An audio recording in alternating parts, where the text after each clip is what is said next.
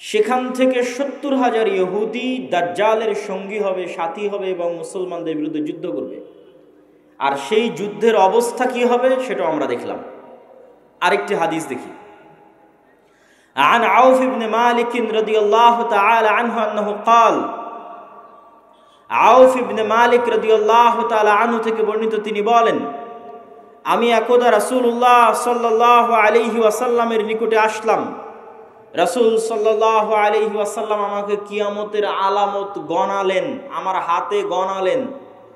তার মধ্যে একটি আলামত রাসূল সাল্লাল্লাহু আলাইহি ওয়াসাল্লাম বললেন, সায়াকুনু হুদনাতুন মা'আর রোম, ইয়ানি সাতাকুনু হুদনাতুন বাইনাল মুসলিমিনা ওয়ার রোম। রোমান খ্রিস্টানদের সাথে মুসলমানদের একটি চুক্তি হবে, আর রোমান খ্রিস্টানেরা এবং মুসলমানেরা চুক্তিবদ্ধ হয়ে তৃতীয় কমন শত্রুর বিরুদ্ধে যুদ্ধ করবে, তথা রোমান খ্রিস্টানদের শত্রু আর মুসলমানদের শত্রু এক। তৃতীয় কমন শত্রুর বিরুদ্ধে মুসলমানেরা যুদ্ধ করবে। এই যুদ্ধে রোমান খ্রিস্টান এবং মুসলমানেরা বিজয়ী হবে। বিজয়ী হওয়ার পর একজন খ্রিস্টান দাঁড়িয়ে বলবে যে আমরা আজকে বিজয়ী হয়েছি লিহাজা সলিব, এই ক্রুশের কারণে, গলায় ঝুলানো ক্রুশ দেখিয়ে বলবে এটার কারণে আজকে আমরা বিজয়ী হয়েছি। তখন একজন মুসলমানের আঁতে ঘা লাগবে, সে দাঁড়িয়ে উঠে তার ক্রসটা ভেঙে দিবে। যখন ভেঙে দিবে তখন রোমান এবং মুসলমানেরা পরস্পরের বিরুদ্ধে যুদ্ধ করার জন্য দাঁড়িয়ে যাবে। রোমান খ্রিস্টান এবং মুসলমানেরা, সেই যুদ্ধের বর্ণনা রাসূলুল্লাহ সাল্লাল্লাহু আলাইহি ওয়াসাল্লাম হাদিসে বিস্তারিত বর্ণনা করছেন। عن أبي هريرة رضي الله تعالى عنه أنه قال قال رسول الله صلى الله عليه وسلم আবু হুরায়রা রাদিয়াল্লাহু তাআলা আনহু থেকে বর্ণিত, তিনি বলেন রাসূল সাল্লাল্লাহু আলাইহি ওয়াসাল্লাম বলেছেন, লা তাকুমুস সাআহ, কিয়ামত ততদিন পর্যন্ত সংঘটিত হবে না, হাত্তা ইয়ানজিলার রোম বিল আ'মাক আও বিদাবিক, যতক্ষণ না রোমান খ্রিস্টানেরা অবতীর্ণ না হচ্ছে সিরিয়ার আমাক এবং দাবেক নামক জায়গায়। বর্তমান সিরিয়ার হালব নগরী থেকে অনতি দূরে তুরস্ক এবং সিরিয়ার সীমান্তবর্তী অঞ্চলে, বর্তমান তুরস্কের সীমানা এবং বর্তমান সিরিয়ার সীমানা, এই সীমান্তবর্তী অঞ্চলের জায়গার নাম হচ্ছে আমাক এবং দাবেক, এখনো ওই নামেই আছে। এই আমাক এবং দাবেক জায়গায় যতক্ষণ না রোমান খ্রিস্টানেরা অবতীর্ণ না হবে মুসলমানদের বিরুদ্ধে, ফায়াখরুজু ইলাইহিম জাইশুম মিনাল মাদিনা, আর তাদের বিরুদ্ধে যুদ্ধ করার জন্য মদিনা মুনাওয়ারা থেকে মুসলমানদের একটি সেনাবাহিনী রওনা হবে। রাসূলুল্লাহ সাল্লাল্লাহু আলাইহি ওয়াসাল্লাম বলছেন, মদিনা মুনাওয়ারা থেকে বের হওয়া সেই মুজাহিদ বাহিনী খিয়ার ও আহলিল আরজ, তৎকালীন বিশ্বের সর্বোত্তম, সবচেয়ে শ্রেষ্ঠ, সবচেয়ে দামি, সবচেয়ে আল্লাহওয়ালা পরহেজগার মানুষ হবে।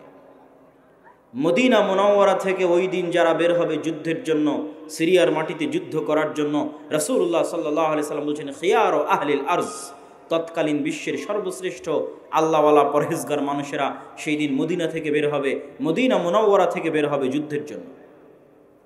যুদ্ধের কথা বর্ণনা করতে গিয়ে রাসূলুল্লাহ সাল্লাল্লাহু আলাইহি ওয়াসাল্লাম বলেন, ফায়ুকাতিলুহুম ফায়ানহাজিমু সুলুসুন লা ইয়াতুবুল্লাহ তাওবাতাহুম আবাদা, ওই দিন মুসলমানেরা 3 ভাগে বিভক্ত হয়ে যাবে। এক ভাগ যুদ্ধের মাঠ ছেড়ে পালিয়ে যাবে, আল্লাহ কোনোদিন এদের তওবা কবুল করবেন না। একদল মুসলমান যুদ্ধের মাঠ ছেড়ে পালিয়ে যাবে, আল্লাহর নবী বলছেন সাল্লাল্লাহু আলাইহি ওয়াসাল্লাম, লা ইয়াতুব, আল্লাহ কোনোদিন তাদের তওবা কবুল করবেন না, আবাদা, কোনোদিন আল্লাহ সুবহানাহু ওয়া তাআলা তাদের তওবা কবুল করবেন না। ওয়া ইউকতালু সুলুসুহুম, 3 ভাগের 1 ভাগ ওই যুদ্ধে মারা যাবে।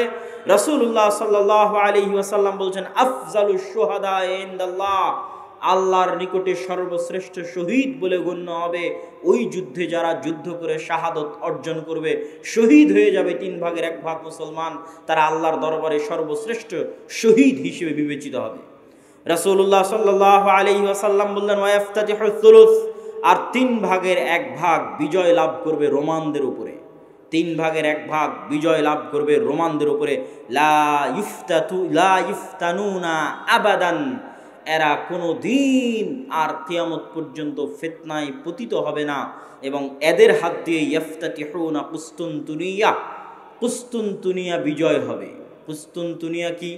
আগের হাদিসেও দেখেছেন আল্লাহর নবী বলেছে বাইতুল মাকদেসের আবাদ হওয়া, মদিনার ধ্বংস হওয়া, মহাযুদ্ধের শুরু হওয়া, কুস্তুনতুনিয়া বিজয় হওয়া, দাজ্জালের বের হওয়া। কুস্তুনতুনিয়া হচ্ছে আজকের তুরস্কের ইস্তাম্বুলকে আরবিতে বলা হয় কুস্তুনতুনিয়া, ইংরেজিতে বলা হয় কনস্টান্টিনিপল এবং বর্তমান নাম হচ্ছে ইস্তাম্বুল। তুরস্কের রাজধানী, যদিও আগে রাজধানী ছিল, এখন অফিসিয়াল রাজধানী নয়, অফিসিয়াল রাজধানী আঙ্কারা, কিন্তু তারপরও রাজধানীর মতো মান মর্যাদা যেই শহরের, সেটাই হচ্ছে ইস্তাম্বুল, কুস্তুনতুনিয়া, কনস্টান্টিনিপল। রাসূল সাল্লাল্লাহু আলাইহি ওয়াসাল্লাম বলছেন ফায়াফতাতিহুনা কুস্তুনতুনিয়া, ওই যে একদল বিজয়ী হবে রোমানদের উপর, তাদের হাতে আল্লাহ কুস্তুনতুনিয়া, কনস্টান্টিনিপল বিজয় দান করবেন। ফাবাইনামা হুম ইয়ানকাসিমুনাল গানাইম, যখন এই সমস্ত বিজয়ী মুজাহিদরা গনিমতের মাল বন্টন করবে এবং তাদের তরবারি ঝুলানো থাকবে গাছের সাথে, তখন একজন চিৎকার করে বলবে সাহা ফীহিমুশ শাইতান ইন্নাল মাসীহা ক্বাদ খালাফাকুম ফি আহলিকুম, মাসীহুদ দাজ্জাল বের হয়ে গেছে আর তোমাদের বাড়িতে বাড়িতে মাসীহুদ দাজ্জাল প্রবেশ করতেছে। এখন পর্যন্ত ইমাম মাহদি আসেননি, হয়তো এনাদের মধ্যেই ইমাম মাহদি থেকে থাকতে পারেন, তবে তিনি যে ইমাম মাহদি তা এখনও প্রকাশিত আকারে জনগণের সামনে স্পষ্ট হয়নি। হবে কখন? দাজ্জাল বের হওয়ার পরে এবং সালাতের, দামেস্কের মসজিদে সালাতের পরে, যেটার বর্ণনা রাসূল সাল্লাল্লাহু আলাইহি সাল্লাম দিচ্ছেন।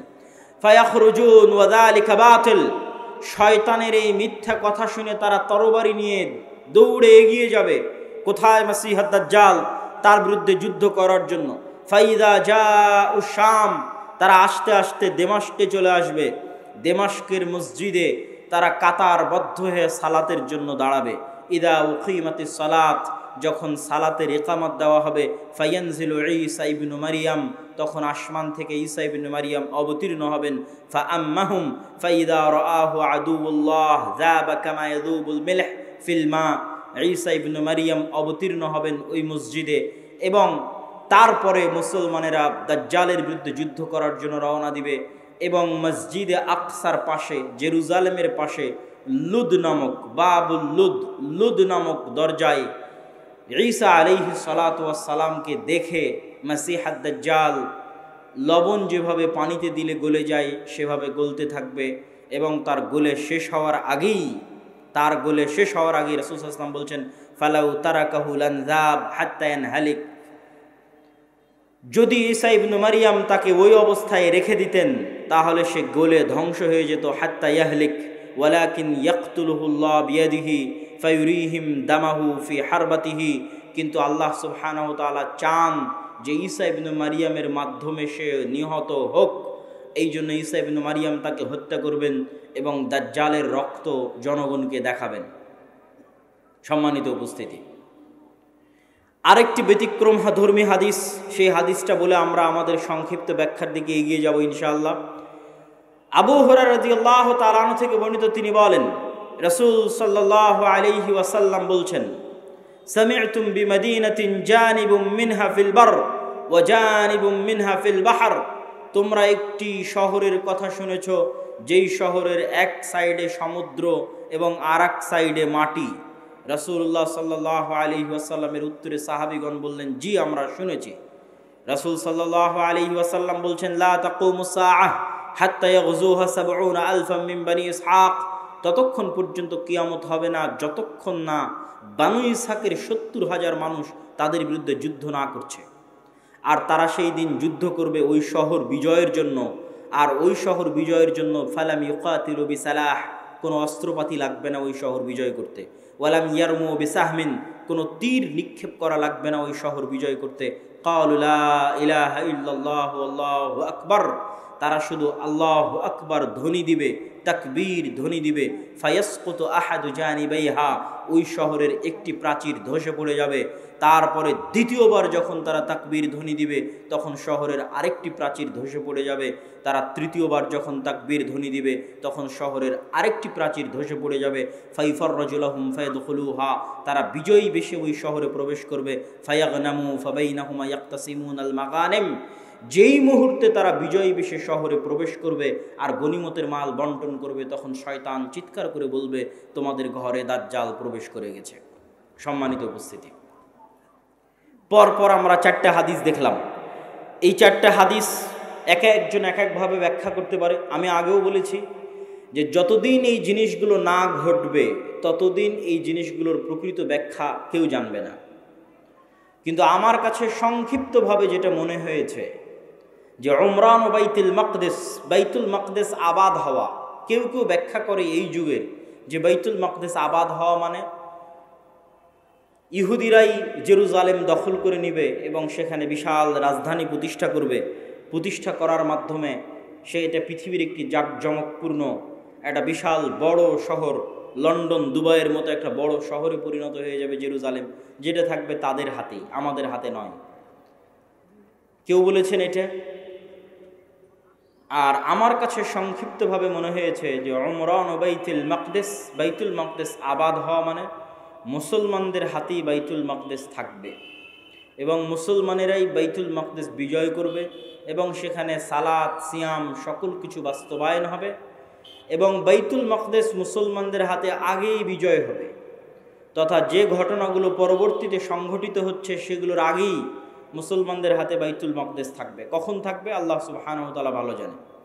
এবং বাইতুল মাকদেসের বিজয় হওয়া মানে মদিনার ধ্বংস হওয়া কি? হয়তো মদিনা অনাবাদ হয়ে যেতে পারে, মদিনার যে শান শওকত সেই শান শওকতে কমতি আসতে পারে, যে কোনো কারণে আসতে পারে। যেহেতু মুসলমানেরা বাইতুল মাকদেস ফিরে পেয়েছে সেহেতু বাইতুল মাকদেস কেন্দ্রিক মুসলমানদের নতুন কিছু তৈরি হতে পারে। যেমন উমাইয়া খেলাফাত আমলে যখন আবদুল্লাহ ইবনে জুবাইরের হাতে মক্কা এবং মদিনা ছিল, তখন উমাইয়া খলিফারা মক্কা মদিনা জিয়ারত করতে না পারার কারণে তারা তাদের সকল ধন সম্পদ খরচ করত বাইতুল মাকদেসের পিছনে। তথা এই মসজিদকে কেন্দ্র করে মুসলমানদের একটা ব্যস্ততা, শহর বন্দর সকল কিছু গড়ে উঠবে এই শহরকে কেন্দ্র করে এবং মদিনা অনাবাদ হয়ে যাবে। মদিনা অনাবাদ হয়ে গেলে যুদ্ধ শুরু হবে। কোন যুদ্ধ? যেই যুদ্ধ আমরা আলোচনা করলাম, এই যুদ্ধকে রাসূল সাল্লাল্লাহু আলাইহি সাল্লাম বলছেন আল মালহামা আল কুবরা। এবং এই যুদ্ধের বর্ণনা দিতে গিয়ে অন্য হাদিসে রাসূলুল্লাহ সাল্লাল্লাহু আলাইহি ওয়াসাল্লাম বলেছেন যে এই যুদ্ধে এত বেশি পরিমাণ মানুষ মারা যাবে যে একটা উড়ন্ত পাখি যদি আকাশে উড়তে থাকে তাহলে উড়তে উড়তে সে ক্লান্ত হয়ে যাবে, কিন্তু লাশের সারি সে উড়ে শেষ করতে পারবে না, এত বেশি পরিমাণ মানুষ মারা যাবে এই যুদ্ধে। আর এই যুদ্ধের পরপরই কুস্তুনতুনিয়া বিজয় হবে। মানে আজ তো ইস্তাম্বুল মুসলমানদের হাতে আছেই। হাদিসের ভাষায় বোঝা যায় যে ইস্তাম্বুল একদিন মুসলমানদের হাতে থাকবে না। আজ আছে কিন্তু একদিন থাকবে না। তথা আজকের যে তুরস্ক, এটা আজকে মুসলমানদের হাতে থাকলেও হাদিস প্রমাণ করছে যে দাজ্জাল যেই মুহূর্তে বের হবে ওই মুহূর্তে কনস্টান্টিনোপল, ইস্তাম্বুল, তুরস্ক মুসলমানদের হাতে নাই, থাকবে না। তথা সেটা মুসলমানেরা যে কোনো সময় হারিয়ে ফেলতে পারে, অদূর ভবিষ্যতে, নিকট ভবিষ্যতে। আল্লাহ সুবহানাহু ওয়া তাআলা ভালো জানে কখন হারিয়ে ফেলবে, কেন না হারালে বিজয় কিসের? আর যেই বিজয়ের কথা রাসূল সাল্লাল্লাহু আলাইহি সাল্লাম বলছেন এই বিজয় নিকটে, কিয়ামতের নিকটবর্তী, দাজ্জাল বের হওয়ার পূর্ব মুহূর্তের বিজয়। সম্মানিত উপস্থিতি, তাহলে মোটামুটি যদি আমরা এই দুইটা জিনিসের ব্যাখ্যা এভাবে দাঁড় করাই যে বাইতুল মুকাদ্দাস আগেই মুসলমানেরা বিজয় করবে, সেটাই হচ্ছে বাইতুল মুকাদ্দাসের আবাদ। আর কুস্তুনতুনিয়া কিয়ামতের পূর্ব মুহূর্তে বিজয় হবে, তার অর্থ হচ্ছে কুস্তুনতুনিয়া মুসলমানেরা হারিয়ে ফেলবে, কনস্টান্টিনোপল মুসলমানেরা হারিয়ে ফেলবে। এখন হাদিসের আরও একটা অংশ ব্যাখ্যা করতে বাকি, রোম কারা? যে রোমানদের সাথে মুসলমানদের চুক্তি হবে এবং চুক্তির পরে সেই চুক্তি পুনরায় ভঙ্গ হয়ে মুসলমান এবং রোমানরা পরস্পর যুদ্ধ করবে, সেই যুদ্ধ, এই যুদ্ধ, সেই রোম কারা?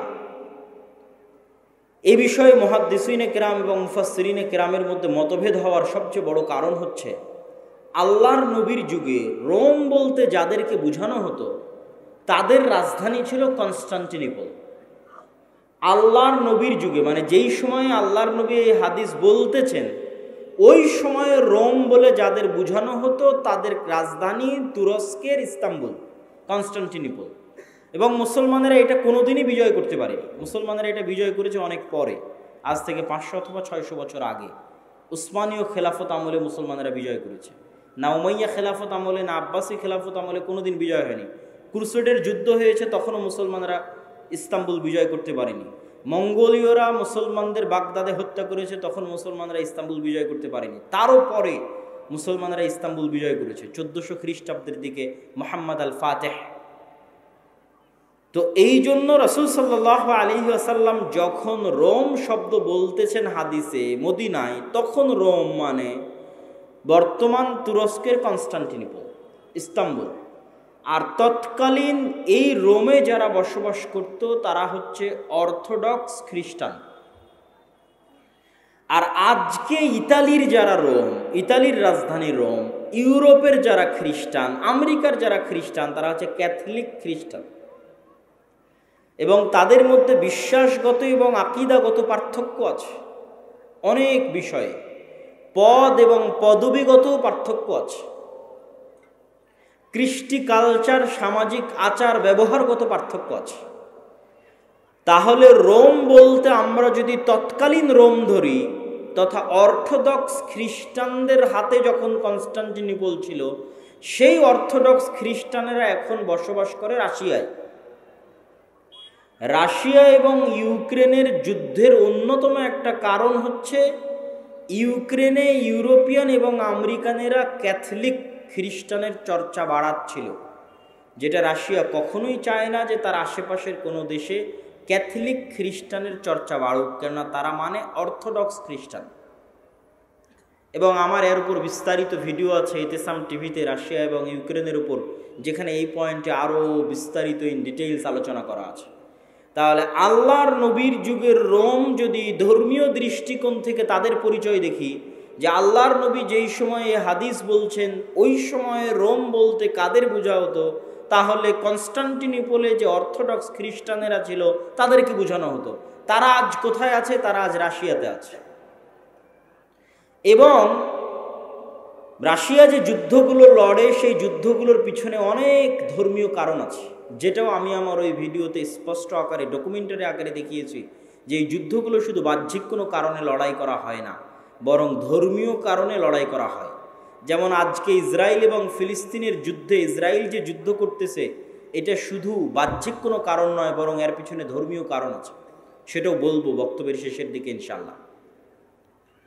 আর যদি বলি যে না তারা নয়, তাহলে ইতালির রাজধানী যে রোম, ইতালির রাজধানী রোম মানে আজকের ইউরোপ, আজকের আমেরিকা, যারা আমাদের বিরুদ্ধে ক্রুসেডের যুদ্ধ করার জন্য এসেছিল কয়েক শতাব্দী আগে, বাইতুল মুকাদ্দাস খ্রিস্টানেরা দখল করেছিল, সুলতান সালাহুদ্দিন আইয়ুবী বিজয় করেছিলেন, সেই ক্রুসেডাররা, তাদের সাথে মুসলমানদের চুক্তি হবে, তৃতীয় কোনো পক্ষের বিরুদ্ধে মুসলমানেরা তাদেরকে সাথে করে নিয়ে যুদ্ধ করবে, সেই যুদ্ধে রোমানরা আর মুসলমানেরা বিজয়ী হবে। তারপরে রোমানদের একজন বলবে ক্রুশের কারণে বিজয়ী হয়েছিলাম, এক মুসলমান উঠে ভেঙে দিবে, তখন আবার তারা পরস্পর মুখোমুখি দাঁড়িয়ে যাবে। আর এই যুদ্ধ হচ্ছে মালহামা, যেটা সিরিয়াতে হবে।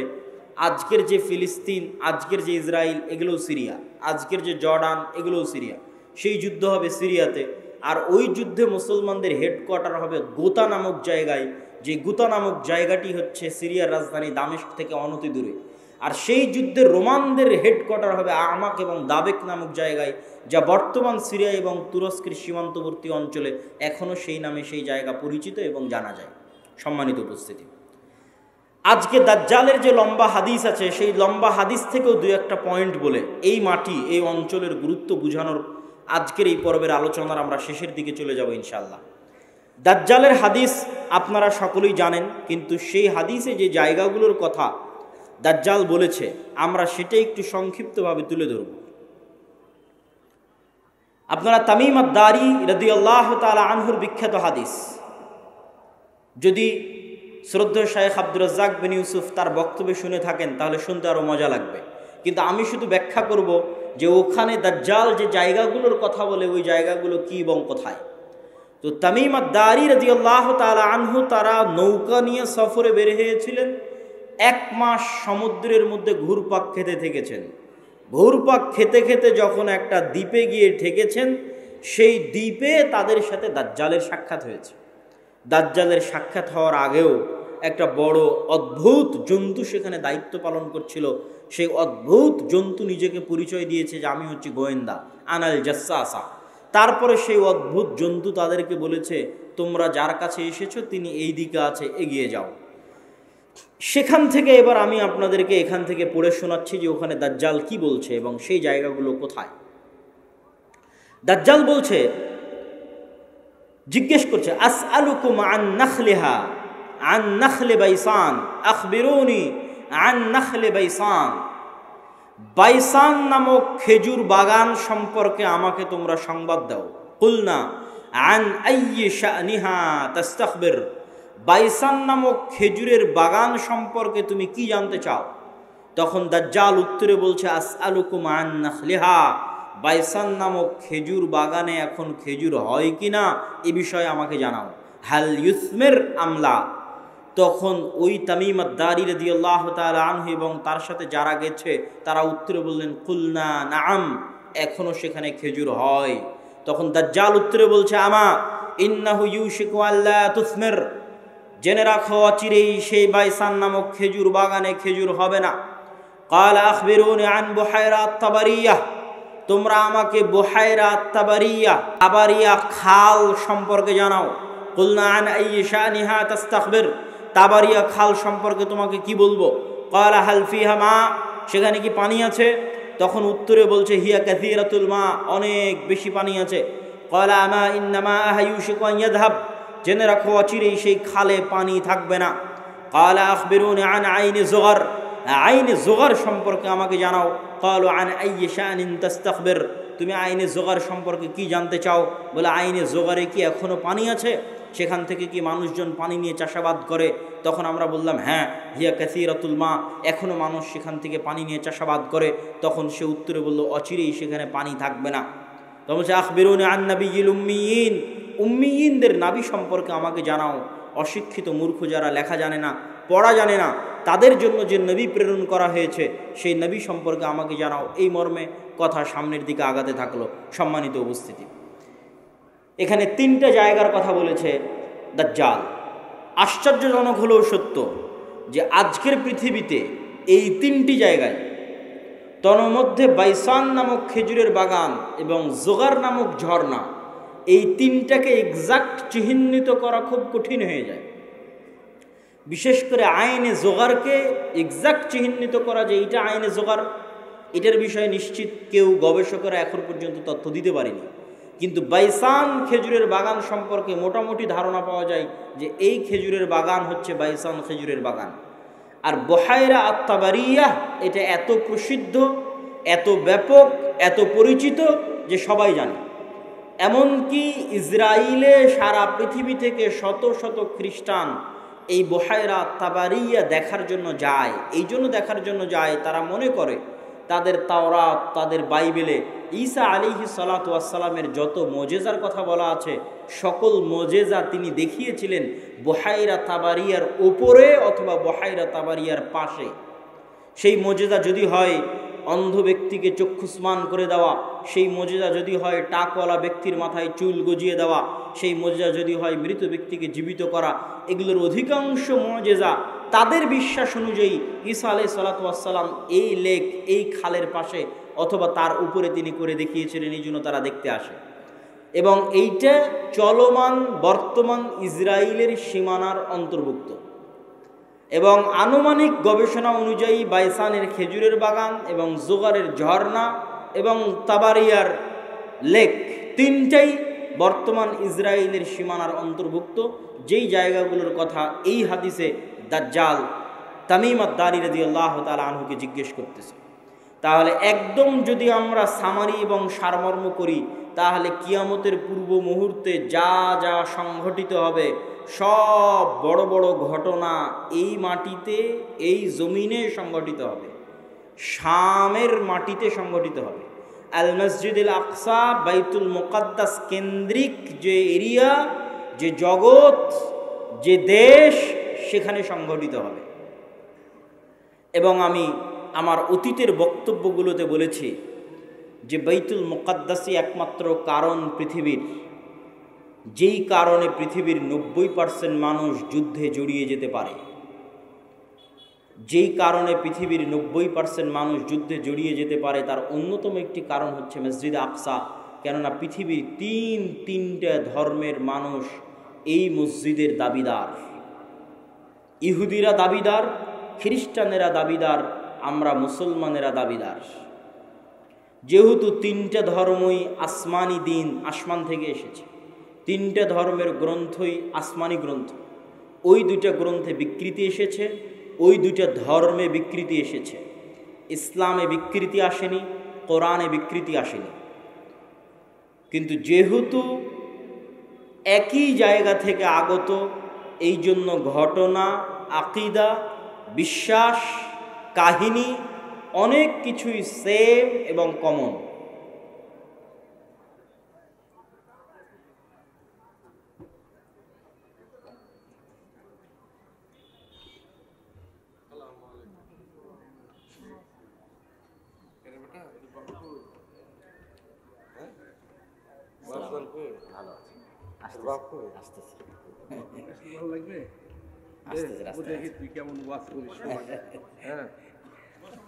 তো সম্মানিত উপস্থিতি, আমরা যে বিষয়ে আলোচনা করছিলাম যে বর্তমান মসজিদে আকসা এবং বর্তমান বাইতুল মুকাদ্দাস পৃথিবীর তিনটা ধর্মের নিকটে পবিত্র স্থান। আর এই পবিত্র স্থান হওয়ার কারণ হচ্ছে এই তিনটা ধর্মই আব্রাহামিক রিলিজিয়ান, সেমেটিক রিলিজিয়ান। এই তিনটা ধর্মই মিল্লাতে ইব্রাহিমের দাবিদার, তথা ইব্রাহিম আলাইহিস সালাতু ওয়াস সালামের হিস্ট্রি, ইতিহাসের সাথে কানেক্টেড। আর সেমেটিক রিলিজিয়ান মানে নূহ আলাইহিস সালাতু ওয়াস সালামের 3 সন্তান তার সাথে নৌকায় উঠেছিলেন। একজনের নাম ইয়াফেস, একজনের নাম হাম, আর একজনের নাম সাম। ইয়াফেসের বংশধরেরা হচ্ছে সাদা চামড়া, ইউরোপ, আমেরিকা, রাশিয়া। সামের বংশধরেরা হচ্ছে সেমেটিক তথা মেটে, শ্যামা, হালকা সাদা, হালকা শ্যামা, হালকা মেটে। India, Pakistan, Bangladesh, Saudi, Kuwait, Qatar, Bahrain, এরা হচ্ছে সামের বংশধর। হাম হচ্ছে আফ্রিকান, টোটাল আফ্রিকান এরিয়া হচ্ছে নূহ আলাইহিস সালামের সন্তান হামের বংশধর। তো পৃথিবীতে আল্লাহ যত নবী পাঠিয়েছেন সকল নবী সামের বংশে পাঠিয়েছেন। সামের বংশে ইব্রাহিম আলাইহিস সালাতু ওয়াস সালাম। এই জন্য একটা মজার জিনিস, যারা অনলাইনে আমাদের দেখছেন তারা মনে রাখতে পারেন যে কালার ডিসক্রিমিনেশনের শিকার যারা হন ইউরোপ এবং আমেরিকায়, গায়ের রঙের কারণে ডিসক্রিমিনেশনের শিকার হওয়া, বৈষম্যের শিকার হওয়া, কেননা তাদের মধ্যে একটা আভিজাত্য বোধ কাজ করে যে আমি হচ্ছি সাদা চামড়া, আর এশিয়া থেকে যারা এসেছে তারা সাদা চামড়ার নয়। আপনি দীর্ঘদিন থাকলে এই জিনিসটা ভিতর থেকে অনুভব করতে পারবেন, এই বৈষম্য।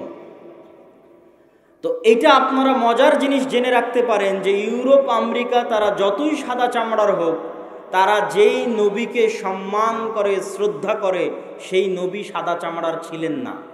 মানে ঈসা আলাইহিস সালাতু ওয়াস সালাম, ঈসা আলাইহিস সালাতু ওয়াস সালামের গায়ের রং আর আমার নবী মুহাম্মদ সাল্লাল্লাহু আলাইহি ওয়াসাল্লামের গায়ের রং এক। মানে শ্যামা, মেটে, সাদা চামড়ার সাদা নয়। তথা গোটা ইউরোপ এবং আমেরিকার মানুষ যেই নবীর অনুসারী, যেই নবীর মূর্তি তাদের গির্জায় বানিয়ে রেখেছে, যেই নবীর মা মারিয়াম আলাইহা সালাতু ওয়াস সালামের মূর্তি তাদের গির্জায় বানিয়ে রেখেছে, তারা কেউই সাদা চামড়ার ছিলেন না। এই জন্য বলেছি সেমেটিক রিলিজিয়ান। তথা আল্লাহ সুবহানাহু ওয়া তাআলা সামের বংশে সকল নবী দিয়েছে, ইব্রাহিমের বংশে পরবর্তী সকল নবী পাঠিয়েছে।